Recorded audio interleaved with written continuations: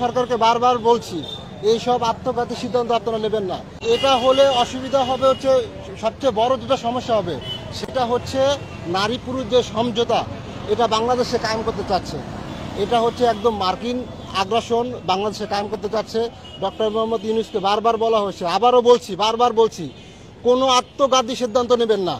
ঠিক আছে, বাংলাদেশে আপনি কেয়ারটেকার সরকার, আপনি কেয়ারটেকার হিসাবে আছেন। বাংলাদেশের মানুষ যেটা সিদ্ধান্ত দেবে সেই সিদ্ধান্তের আপনি চলতে হবে। আপনি কোনো নির্বাচিত সরকার না। এই জন্য বলছি, কোনো আত্মঘাতী সিদ্ধান্ত নেবে না। বাংলাদেশের মানুষ যেটা চায় তাদের গ্রহণযোগ্য, তাদের কথার উপরে কোনো বাইরে যাবেন না, বারবার বলছি। আমাদের দেশে যখন এই জুলাই অভ্যুত্থান হলো তখন 2000-এর উপরে যে লোক মারা গেল, কই তাদের মানবাধিকার কোনো তাদের দেখি নেই। আমাদের আরাকানে হাজার হাজার লোক মারা গেল, কোনো প্রতিবাদ নাই। ভারতে হাজার হাজার লোক মুসলমানদেরকে হত্যা করতেছে, তার কোনো প্রতিবাদ নাই। কাশ্মীরে মুসলমানদের হত্যা করতেছে, প্রতিবাদ নাই।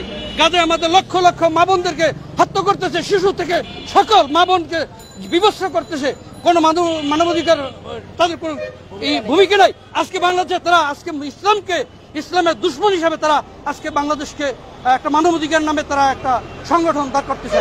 এই সংগঠনের মানবাধিকার আমরা মানি না।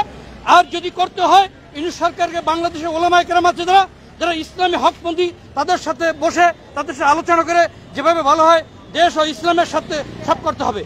আমেরিকা তারা কিছুদিন আগেও তারা নিজেদেরকে মানবাধিকারের পরিচয় দেয়, মানুষের অধিকারকে তারা ঘরে পৌঁছে দেওয়ার অধিকার দেয়। অথচ তারাই যখন ইসরায়েল জারজ রাষ্ট্র ইরাকে যখন হামলা শুরু করেছিল, ঠিক সেই সময়ে আমেরিকা সরাসরি তারা প্রত্যক্ষ এবং পরোক্ষভাবে তারা ইরাকে আক্রমণ করেছে। শুধু তাই নয়, সৌদি আরবে যখন ঊনবিংশ শতাব্দীতে যখন তাদের ইসলামিক দণ্ডবিধি যখন কায়েম করা হয়, তখন সৌদি আরবেও তারা চাপ প্রয়োগ করে। তো আমরা যখন দেখতে পাচ্ছি বাংলাদেশের ইসলামিক দলগুলো একটা অক্ষমতার দিক থেকে তারা এগিয়ে যাচ্ছে, ঠিক সেই সময় তাদের সেই শক্তিগুলোকে ব্যর্থ করে দেওয়ার জন্য মুসলমানদের তাদের অধিকারগুলো থেকে মুসলমানদের ধর্মীয় এবং সংস্কৃতিতে তাদের হস্তক্ষেপ করার জন্য তারা এই বাংলাদেশে মানবাধিকার নামক এই কুচক্রী এক সমকামিতার একটি সংগঠন, যা মানবতাকে বিধ্বংস করে মানুষের অধিকারকে খড়পুর করে মানুষের অধিকারকে নষ্ট করে, তার নামই হলো মানবতা অধিকার। মোট কথা হলো আমরা বলতে চাই যে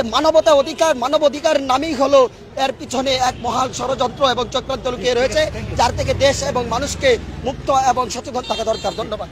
জাতিসংঘের মানবাধিকার কার্যালয় স্থাপনের প্রতিবাদে মূলত আজকে জাতীয় মসজিদ বাইতুল মোকাররম উত্তর পাশে একটি বিক্ষোভ সমাবেশ করেছেন।